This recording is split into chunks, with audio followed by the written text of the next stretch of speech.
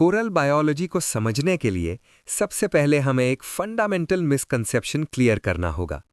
Many people think corals are plants or lifeless rocks because they stay fixed in one place. But scientifically, coral polyps are marine invertebrates belonging to the phylum Cnidaria. ये वही family है जिसमें jellyfish आते हैं। Imagine a tiny, soft-bodied animal, एक छोटा सा sac-like structure जिसका माउथ टेंटिकल से सराउंडेड है। इस स्ट्रक्चर को हम पॉलिप कहते हैं। नाउ एक सिंगल पॉलिप बहुत फ्रेजाइल होता है, सॉफ्ट होता है। To survive in the rough ocean it needs protection. यहाँ आती है कैल्सिफिकेशन की प्रोसेस। पॉलिप्स सी वाटर से कैल्शियम आयंस और कार्बोनेट आयंस एक्सट्रैक्ट करते हैं और उन्हें कंबाइन करके कैल्शियम कार्बोनेट बनाते हैं। This is secreted as a hard limestone exoskeleton called a calicle. सोचो, जैसे हम अपना घर बनाते हैं वैसे ही पॉलिप अपने लिए एक कप शेप्ड पत्थर का घर बनाता है और उसके अंदर रहता है। जब मिलियंस ऑफ पॉलिप्स एक साथ ये सिक्रीशन करते हैं ओवर थाउजेंड्स ऑफ ईयर्स, तब जाकर मैसिव रीस्ट्रक्चर्स फॉर्म होते हैं। लेकिन स्टोरी यहां खत्म नहीं होती। The most critical aspect of coral survival is the energy source. अकेले पॉलिप के पास इतनी एनर्जी नहीं होती कि वो इतने बड़े स्ट्रक्चर्स बना सके। Here enters the concept of mutualistic symbiosis. Coral polyps एक माइक्रोस्कोपिक एल्गी के साथ पार्टनरशिप करते हैं जिसे ज़ूज़ैंथिले कहते हैं। ये एल्गी पॉलिप के टिश्यूज के अंदर रहते हैं। Listen carefully, it is a perfect barter system. Polyp host बनकर एल्गी को प्रोटेक्शन देता है और metabolic waste products like nitrogen और फास्फोरस सप्लाई करता है जो एल्गी के लिए फर्टिलाइजर का काम करते हैं। बदले में ज़ूज़ैंथिले फोटोसिंथेसिस परफॉर्म करता है क्योंकि ये प्लांट लाइक है और सनलाइट यूज करके ग्लूकोज, ग्लिसरॉल और ऑक्सीजन बनाता है।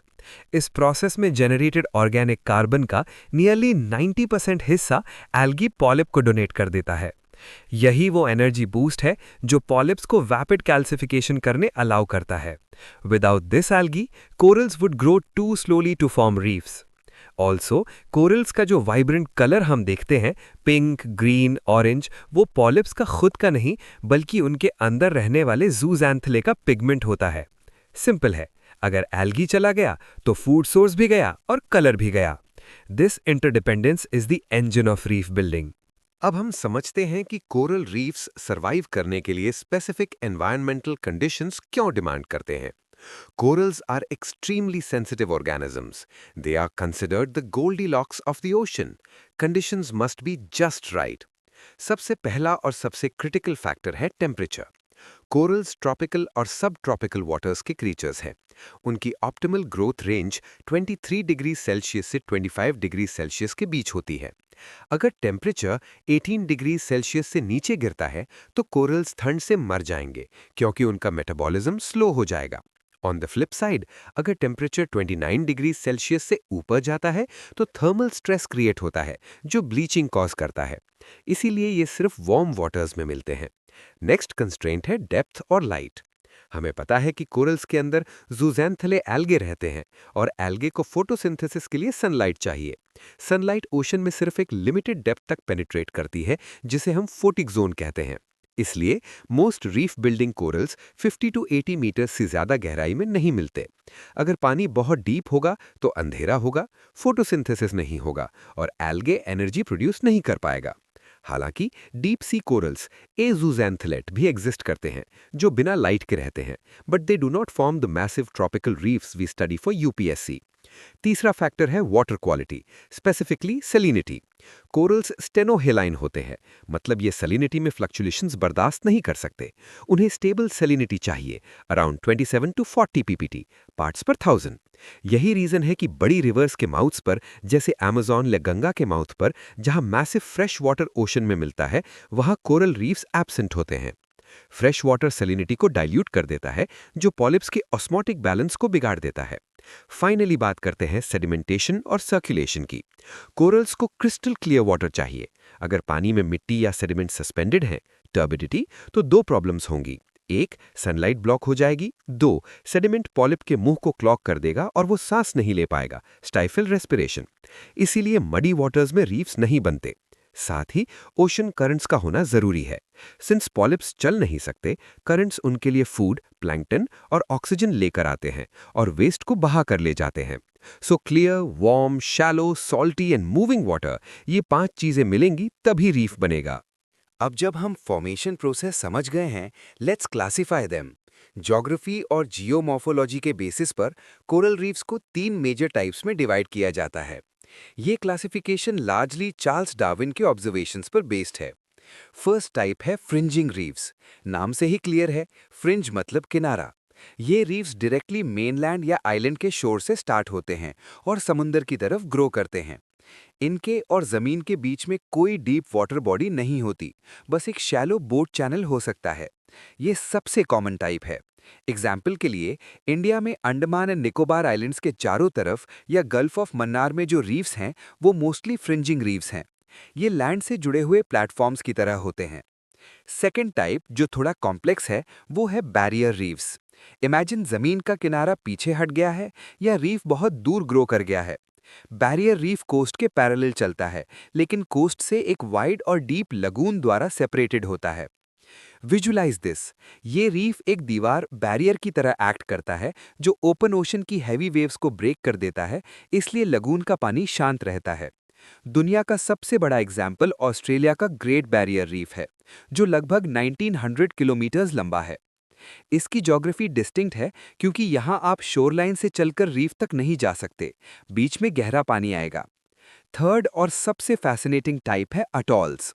अटॉल एक सर्कुलर या इलिप्टिकल रिंग शेप्ड रीफ होता है जो एक सेंट्रल लगून को घेरे रहता है, लेकिन, और ये इंपॉर्टेंट है, बीच में कोई आइलैंड नहीं होता, सिर्फ पानी होता है। सोचो जरा, ऐसा स्ट्रक्चर कैसे बना? यूजुअली ये सबमर्ज्ड वुल्केनिक पीक्स के ऊपर बनते हैं। पहले एक आइलैंड था, वो डूब गया, लेकिन कोरल रिंग ऊपर रह गई। इंडिया में Lakshadweep islands classic atoll examples हैं। वहां आप देखेंगे कि आइलैंड्स एक्चुअली कोरल डिपॉजिट से बने हैं, जो पुराने वोल्केनिक रिज यानी लैकेडिव चागोस रिज के ऊपर फॉर्म हुए हैं।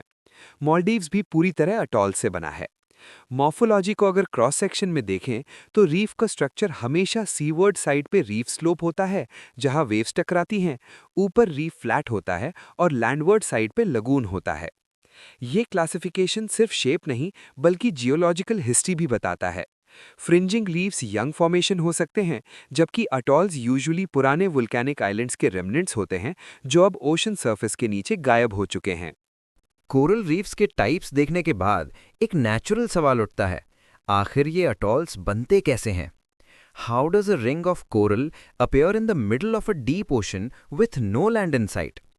इसको एक्सप्लेन करने के लिए 2 मेजर साइंटिफिक थ्योरीज हैं जो एकेडमिक ज्योग्राफी में पढ़ी जाती हैं, डार्विन्स सबसिडेंस थ्योरी और डेलीज ग्लेशियल कंट्रोल थ्योरी। दोनों का मैकेनिज्म अलग है। Let's break them down. सबसे पहले चार्ल्स डार्विन की सबसिडेंस थ्योरी 1842। डार्विन का कहना था कि कोरल रीफ्स एक एवोल्यूशनरी सीक्वेंस फॉलो करते हैं। स्टेप बाय स्टेप देखो। प्रोसेस शुरू होती है एक वुल्केनिक आइलैंड से। जब नया आइलैंड बनता है तो कोरल्स उसके किनारे पर ग्रो करते हैं और फ्रिंजिंग रीफ बनाते हैं। Over logical geological time, tectonic cooling या वेट की वजह से वो वुल्केनिक आइलैंड धीरे धीरे समुंदर में धंसने लगता है, सबसिडेंस। लेकिन कोरल्स तो जिंदा हैं, उन्हें सनलाइट चाहिए। इसलिए जैसे जैसे जमीन नीचे धंसती है, कोरल्स ऊपर की तरफ वर्टिकली ग्रो करते रहते हैं to keep pace with sea level. जब आइलैंड थोड़ा डूबता है और रीफ किनारे से दूर हो जाता है तो बीच में पानी भर जाता है। ये बन गया बैरियर रीफ। फाइनली जब आइलैंड पूरी तरह सबमर्ज्ड हो जाता है तो सिर्फ ऊपर ग्रो करता हुआ कोरल रिंग बचता है, जिसे हम अटोल कहते हैं। एविडेंस, साइंटिस्ट्स ने जब अटॉल्स पर डीप बोरिंग की तो उन्हें नीचे वोल्केनिक रॉक मिला, जो प्रूव करता है कि कभी वहां आइलैंड था। दूसरी थियरी है रेजिनल्ड डेली की ग्लेशियल कंट्रोल थियरी 1915। डेली ने कहा, वेट, लैंड सबसिडेंस जरूरी नहीं है, सी लेवल फ्लक्चुएशन ज्यादा इंपॉर्टेंट है। उन्होंने फोकस किया प्लीस्टोसीन आइस एजेस पर। Connect logical chain. जब ग्लेशियल पीरियड यानी आइस एज आया तो दुनिया का बहुत सारा पानी आइस कैप्स में लॉक हो गया। रिजल्ट, ग्लोबल सी लेवल नीचे गिर गया। जब पानी नीचे गया तो जो एग्जिस्टिंग आइलैंड्स थे वो एक्सपोज हो गए और मरीन वेव्स ने उन्हें कट कट कर फ्लैट कर दिया, वेव प्लानेशन। आइलैंड एक फ्लैट प्लेटफॉर्म बन गया। फिर जब इंटरग्लेशियल पीरियड आया यानी वार्म क्लाइमेट, आइस पिघली और सी लेवल वापस राइज हुआ। जैसे जैसे पानी का लेवल बढ़ा, कोरल्स उस फ्लैट प्लेटफॉर्म के किनारों पर ग्रो करने लगे और ऊपर उठते गए। सिंस प्लेटफॉर्म फ्लैट था, कोरल्स किनारों पर ग्रो हुए और बीच में लगून बन गया, forming an atoll. Difference clear होना चाहिए।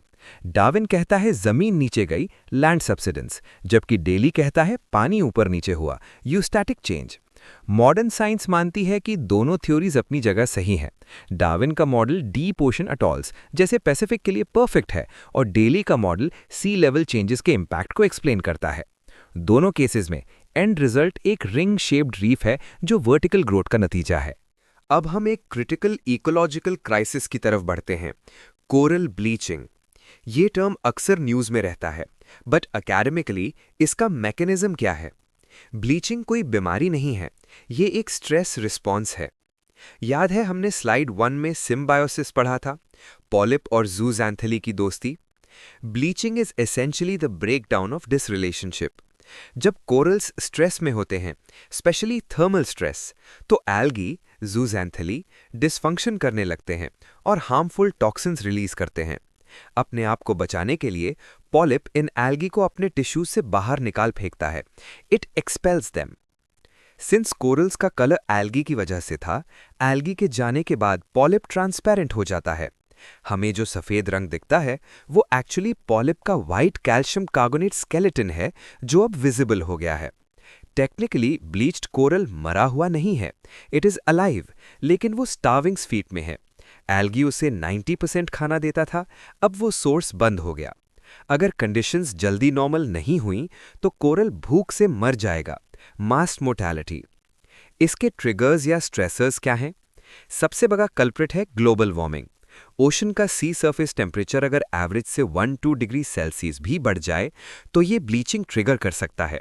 एल नीनो इवेंट्स के दौरान ये अक्सर देखा जाता है। सिर्फ गर्मी ही नहीं, सोलर इरेडियंस भी स्ट्रेस देता है, स्पेशली शांत मौसम में जब पानी क्लियर हो। तीसरा फैक्टर है केमिकल चेंजेस, जैसे ओशन एसिडिफिकेशन या पोल्यूशन। ऑयल स्पिल्स, हर्बिसाइड्स या सैलिनिटी में अचानक बदलाव भी ब्लीचिंग कॉज कर सकते हैं। इम्पैक्ट का एक कॉज एंड इफेक्ट वेब बनता है। जब ब्लीचिंग होती है तो कोरल्स की ग्रोथ रुक जाती है और रिप्रोडक्टिव फेलियर होता है। रीफ स्ट्रक्चर वीक हो जाता है और टूटने लगता है, स्ट्रक्चरल कोलैप्स। सिंस रीफ्स समुंदर के रेन फॉरेस्ट्स हैं, उनके खत्म होने से बायोडाइवर्सिटी लॉस होता है। फिश, क्रैब्स और ऑर्गेनिजम्स जो रीफ पर डिपेंड करते थे वो सब गायब हो जाते हैं। इसका direct economic impact human societies पर पड़ता है जो टूरिज्म और फिशरीज पर डिपेंडेंट हैं। So bleaching is not just the coral turning white, it is the first step towards the collapse of an entire marine ecosystem. Start heat से होता है, प्रोसेस एक्सपल्जन है और एंड रिजल्ट स्टार्वेशन और death है। Let's broaden our view to the spatial distribution. Globally coral reefs की location random नहीं है, ये स्ट्रिक्टली एक लैटिट्यूडनल बेल्ट में कन्फाइंड है, between 30 degree north and 30 degree south latitudes. क्यों? वही टेम्परेचर कंस्ट्रेंट जो हमने डिस्कस किया था। इस बेल्ट के बाहर पानी इतना ठंडा होता है कि रीफ बिल्डिंग कोरल्स सर्वाइव नहीं कर सकते। वर्ल्ड मैप पर एक स्पेसिफिक रीजन है जिसे द कोरल ट्रायंगल कहा जाता है। ये area Indonesia, Philippines, Papua New Guinea और सोलोमन आइलैंड्स के बीच में है। इसे एपिसेंटर ऑफ मरीन बायोडाइवर्सिटी भी कहते हैं क्योंकि यहाँ दुनिया की सबसे ज्यादा कोरल स्पीशीज पाई जाती हैं। Other major regions include the Great Barrier Reef in Australia, east coast, Caribbean Sea reefs and the Red Sea reefs. Notice करें, ज्यादातर रीफ्स कॉन्टिनेंट्स के ईस्टर्न मार्जिन्स पर मिलते हैं जहां वार्म ओशन करंट्स फ्लो करती हैं। वेस्ट कोस्ट्स पर cold currents like Peru current होने की वजह से रीफ्स रेयर होते हैं। Now focus on India. Indian maritime territory में रीफ्स 4 मेजर रीजन्स में डिस्ट्रीब्यूटेड हैं और हर रीजन का कैरेक्टर अलग है। Map this mentally. 1. Gulf of Mannar. ये तमिलनाडु और श्रीलंका के बीच है। यहाँ फ्रिंजिंग रीफ्स मिलते हैं। ये एक बायोस्फीयर रिजर्व भी है और हाई बायोडाइवर्सिटी इंक्लूडिंग डुगोंग्स के लिए फेमस है। 2. Andaman and Nicobar islands. ये इंडिया का रिचेस्ट कोरल रीजन है। Since the islands are volcanic in origin, यहाँ डीप वाटर और कॉन्टिनेंटल शेल्फ का मिक्स है जो एक्सटेंसिव फ्रिंजिंग रीफ्स और कुछ बैरियर लाइक फॉर्मेशंस को सपोर्ट करता है। यहाँ बायोडाइवर्सिटी सबसे डेंस है। 3. लक्षद्वीप आइलैंड्स। जैसा हमने पहले डिस्कस किया, ये पूरा सिस्टम अटॉल से बना है। ये अरेबियन सी में लैकिडिव चेगोस रिज के ऊपर सिचुएटेड है। यहाँ के रीफ्स की हेल्थ जियोग्राफी के हिसाब से यूनिक बट वल्नरेबल भी है due to low elevation. 4. Gulf of Kutch, Gujarat. ये कोरल्स के लिए नॉर्दर्न मोस्ट लिमिट है इंडिया में। यहाँ रीफ्स हाईली स्ट्रेस्ड और डिग्रेडेड हैं। क्यों? क्योंकि यहाँ सैलिनिटी बहुत हाई है, इवेपोरेशन जोन है, सिल्टेशन यानी सेडिमेंट ज्यादा है और टाइडल वेरिएशंस बहुत एक्सट्रीम हैं। कोरल्स यहाँ स्ट्रगल करते हैं सर्वाइव करने के लिए, इसीलिए वो पैची हैं। एक इंटरेस्टिंग ट्रेंड है reef health versus area graph में। इंडो पैसिफिक रीजन, जिसमें इंडिया आता है, में एरिया और बायोडाइवर्सिटी कैरेबियन से कहीं ज्यादा है, लेकिन थ्रेट्स भी उतने ही हाई हैं। इंडियन डिस्ट्रीब्यूशन हमें ये सिखाता है कि रीफ सिर्फ ट्रॉपिकल आइलैंड्स पर ही नहीं बल्कि कोस्टल जोन्स में भी मिलते हैं अगर local conditions sediment salinity allow करें। थ्रेट्स को डिटेल में समझना बहुत ज़रूरी है क्योंकि ये प्रीलिम्स और मेंस दोनों के लिए पोटेंशियल टॉपिक है। थ्रेट्स को हम दो कैटेगरीज में बांट सकते हैं, एंथ्रोपोजेनिक यानी ह्यूमन मेड और नेचुरल। सबसे बड़ा थ्रेट है क्लाइमेट चेंज, जो एक बिग थ्रेट है। इसके दो हथियार हैं, वार्मिंग और एसिडिफिकेशन। वार्मिंग से ब्लीचिंग होती है, जो हमने डिस्कस किया, लेकिन ओशन एसिडिफिकेशन एक केमिकल वॉरफेयर है। ध्यान से सुनिए, जब एटमॉस्फेयर में CO2 बढ़ता है तो ओशन उसे अब्जॉर्ब करता है। CO2 पानी यानी H2O के साथ रिएक्ट करके कार्बोनिक एसिड यानी H2CO3 बनाता है। ये एसिड ओशन का pH लेवल लो कर देता है। प्रॉब्लम ये है कि कोरल्स को अपना स्केलेटन बनाने के लिए कार्बोनेट आयंस यानी CO3 की ज़रूरत होती है। एसिडिक वाटर में कार्बोनेट आयंस हाइड्रोजन के साथ बाइंड हो जाते हैं और कोरल्स के लिए अवेलेबल नहीं रहते। सिंपल लैंग्वेज में, कोरल्स के पास ईट की कमी हो जाती है घर बनाने के लिए। अगर एसिडिटी और बढ़ गई तो एग्जिस्टिंग स्केलेटन्स भी डिसॉल्व होने लगते हैं। This is the chemistry of destruction. Local anthropogenic pressures भी कम नहीं है।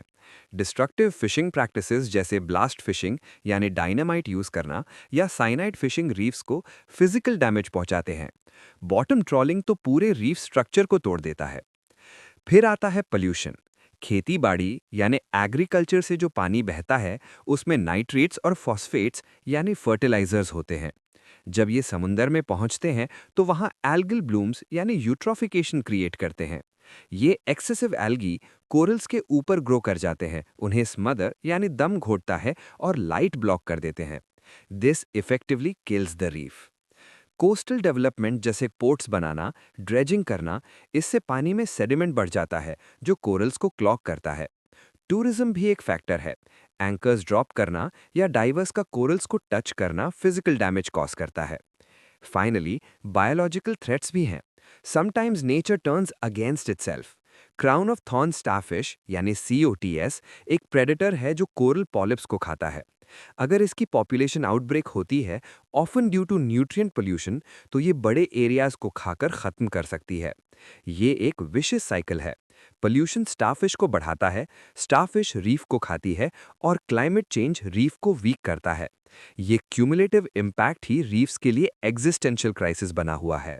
So what is the solution? हम इन रीफ्स को बचा कैसे सकते हैं? कॉन्जर्वेशन स्ट्रैटेजीज मल्टी लेयर्ड हैं, ranging from monitoring to active restoration. सबसे पहला स्टेप है मॉनिटरिंग और लीगल फ्रेमवर्क्स। अगर हमें पता ही नहीं होगा कि रीफ की हेल्थ कैसी है तो हम एक्ट कैसे करेंगे? Globally global coral reef monitoring network GCRMN जैसी बॉडीज डेटा ट्रैक करती हैं। इसके बाद आती है protection. Governments marine protected areas declare करती है, जैसे ऑस्ट्रेलिया का great Barrier reef marine park, जहां फिशिंग और टूरिज्म स्ट्रिक्टली रेगुलेटेड होते हैं। इंडिया में कोरल्स को वाइल्ड लाइफ प्रोटेक्शन एक्ट 1972 के शेड्यूल 1 में रखा गया है। इसका मतलब है कि कोरल्स को तोड़ना या बेचना उतना ही बड़ा क्राइम है जितना टाइगर का शिकार करना। साथ ही coastal regulation zones CRZ laws coastal construction को लिमिट करते हैं ताकि सेडिमेंट और पोल्यूशन कंट्रोल में रहें। लेकिन सिर्फ प्रोटेक्शन काफ़ी नहीं है, हमें एक्टिव रेस्टोरेशन की ज़रूरत है, मतलब एक्टिवली डैमेज को रिपेयर करना। बायोलॉजिकल टेक्निक्स में कोरल गार्डनिंग पॉपुलर है। इसमें साइंटिस्ट्स नर्सरी में कोरल फ्रैगमेंट्स को ग्रो करते हैं, जैसे पौधे लगाते हैं, और जब वो बड़े हो जाते हैं तो उन्हें वापस रीफ का ट्रांसप्लांट कर देते हैं। एक एडवांस्ड स्ट्रक्चरल टेक सॉल्यूशन है bio rock technology, mineral accretion. इसमें समुंदर के नीचे स्टील फ्रेम्स लगाए जाते हैं और उनमें low voltage electric current pass किया जाता है। ये इलेक्ट्रिसिटी सी वाटर में डिसॉल्व मिनरल्स, कैल्शियम कार्बोनेट, को स्टील फ्रेम पर जमने, अक्रीट करने के लिए फोर्स करती है। इससे आर्टिफिशियल लाइमस्टोन रॉक बनता है जिस पर कोरल्स बहुत तेजी से ग्रो करते हैं। ये कोरल्स नेचुरल कोरल से ज्यादा रेजिलिएंट होते हैं और स्ट्रेस को बेटर हैंडल कर सकते हैं। इंडिया में ये टेक्नोलॉजी गल्फ ऑफ कच्छ में पायलट की गई थी। फाइनली, इंटीग्रेटेड मैनेजमेंट अप्रोच सबसे जरूरी है। सिर्फ रीफ्स को बचाने से नहीं होगा, हमें कोस्टल वेजिटेशन जैसे मैनग्रोव्स को भी लगाना होगा। मैनग्रोव सेडिमेंट ट्रैप्स का काम करते हैं, वो मिट्टी को रीफ तक पहुंचने से रोकते हैं। सस्टेनेबल फिशिंग कोटाज और कम्युनिटी एंगेजमेंट भी वाइटल है। विजुअल 2 में होलिस्टिक कॉन्जर्वेशन पिरामिड दिखाया गया है। बेस में लीगल प्रोटेक्शन है, बीच में हैबिटेट मैनेजमेंट है और टॉप पर एक्टिव रेस्टोरेशन है। जब ये सब एलिमेंट्स लॉ, साइंस और कम्युनिटी मिलते हैं, तभी हम एक रेजिलिएंट रीफ इकोसिस्टम क्रिएट कर सकते हैं। कॉन्जर्वेशन आइसोलेटेड एफर्ट नहीं, बल्कि एक कनेक्टेड सिस्टम है।